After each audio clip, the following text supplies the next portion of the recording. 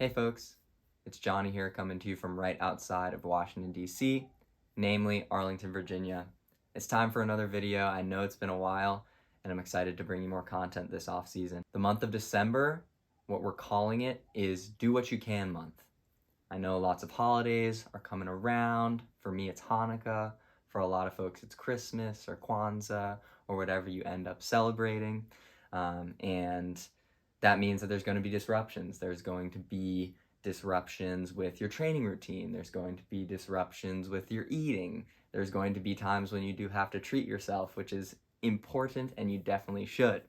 But in December, do what you can. If you have a little extra free time, maybe you get off work, get off school, head out to the field and get a workout in, and that's exactly what I did a couple nights ago.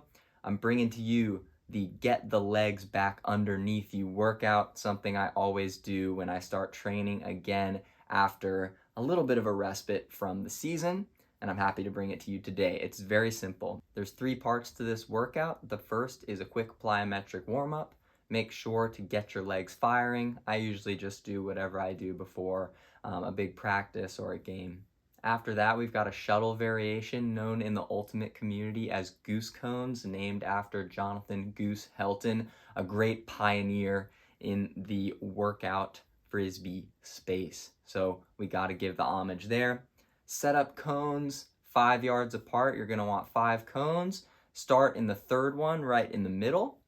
And as we can see here, we're going to go 5 yards one way, 10 yards the other way, 15 yards the other way, 20, and then back to the middle, and then that same thing on the other side. So you're doing 5, 10, 15, 20, 10, 5, 10, 15, 20, 10 in total. It is a long shuttle and you will be fatigued. The important thing is at the end of each of these to keep your legs churning, stay low through the turns, and try to be efficient in your movement, especially through that second round of short turns and short sprints.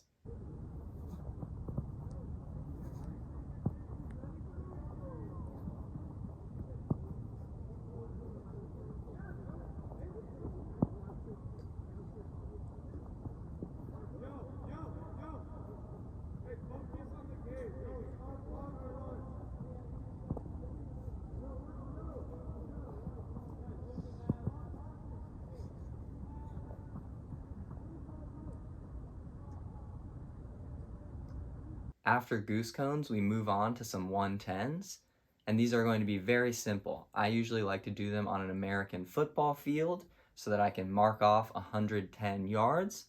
And all I'm going to do is I'm going to start at the start and sprint all the way through 110 yards. Once I get to the end, I have a minute to get back to the line. So that could look like walking some and then picking up the pace toward the end of the minute.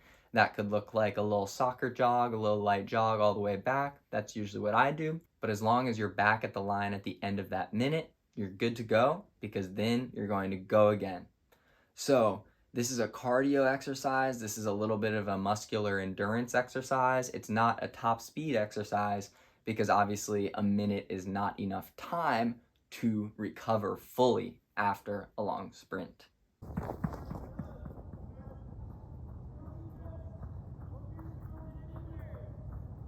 In terms of the rep count on these, I usually will do some goose cones, all of my 110s, and then a few more goose cones to finish it out in order to work on those quick turns while I'm tired.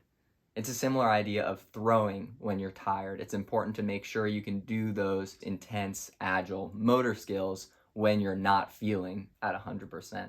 And so when I'm just starting to get my legs back under me, I'll do 2 reps of goose cones, 4 reps of 110s, 2 reps of goose cones, and call it a night. Of course, before I go home, I'm going to do some throwing into a goal, which we love and is really important, like I said, throwing when you're tired to get that work in at the end of your session. For the goose cones, what I would normally advise is about a 1 to 2 work-rest ratio. And so what that means is time yourself on a regular rep of goose cones and rest for double that time. And then, of course, after you're throwing, make sure to get some stretching in if that's something that you value and you want to stay limber.